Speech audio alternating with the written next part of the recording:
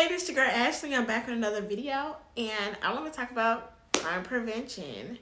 So I took a class in college called crime prevention, and I want to get other people's viewpoint on what do you think can prevent crime, and how do we stop people from reoffending crimes. So one of the things that I feel like people should understand about crime prevention is sometimes it's just not preventable all the time. Crimes will be committed, but the more serious offenses, so what do we do about them? I think giving people something to do could be one thing, especially with juveniles, trying to raise them in the world like these kids are, or going nuts these days. So I feel like giving them something to do that's really productive and being shown a different way than just a life of crime could actually prevent them from producing crime. I feel like if we just took the time out, like parents wise, if they took the time out to be around their kids just a little bit more and put them in camps or like summer camps to keep them busy, or like we kind of need more community centers, things that people kind of can't tear up so easily. But then we have to ask ourselves, like, why are kids nowadays tearing up more things? Like, is it boring to them?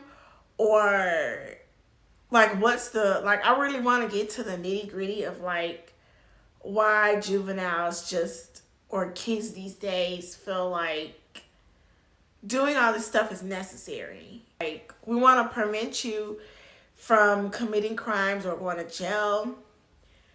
But what's the breakdown on what's causing them to do all of this stuff? Like, do people need to talk to their kids more, or do they need to put them in more programs where they'll benefit more? I don't know. I just always wanted to know, what is it about crime in juveniles that just makes them go like, oh, I want to do that. I feel like we should bring back Beyond Scared Straight. And I feel like it shouldn't be scripted.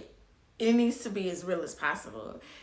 And I don't mean touching them in particularly to scare them, but we need to have like real deal conversations with these kids. Like, this is not what you want to do in life. What do you really want to do? Like, or just asking these kids, like, what do you want to do? Like, what's gonna prevent you from not doing A, B, C, or D? Now, not all kids will turn to this, but like, we just need to start having a little bit more conversation with kids on how to prevent crime with the juveniles. And I don't know, I think talking to them and giving them something to do to keep their mind occupied. You know, when I was younger, I was put in camps. Highly recommend, summer camps. I played outside a lot. We had things to do. We went trips over the summertime. It doesn't even have to be that big of a trip. Sometimes we would just go to Arkansas, right across the bridge, St. Louis, Atlanta, and I also feel like a contributor to just crime in general is poverty. Is that how you say it? The lack of money. And when you don't have as much or make as much, you do resort to the illegal activities to make easy money or to make easier income. So it's like, what can we do as a society as a whole to prevent like lack of money for our communities? I'm just so like in tune to the nitty gritty of the problem, and like, how can we solve the problem of crime prevention? If we can just stop having so much crime, I just wonder, how can we get there, and how can we make it a realistic goal? Because I just want to know, like, realistically, what does it have to take for crime to go down and for people to really just start living their lives and having fun and not stressing so much that when you go out, you're gonna get stabbed, somebody's gonna kill you, or somebody's gonna rob you. And it's like, what does it take?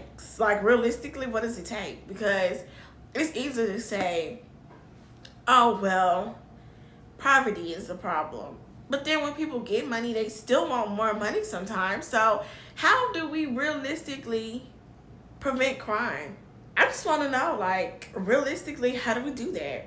In this society, in this world, and in Memphis, where I live, just in general, especially with the juveniles, they're extremely young, so they're committing all these crimes, and it's like, do you just need somebody to talk to, or is this just really your life?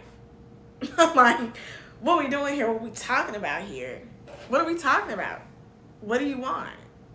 What do people want to see a change of realistically for crime to be prevented, or for people to, and I feel like for the people that go to jail and then they go out and they reoffend, I honestly get it. Especially when you have a felony, it really is hard out here. So it's like, what can they realistically do to get back on track to the point to where they don't reoffend?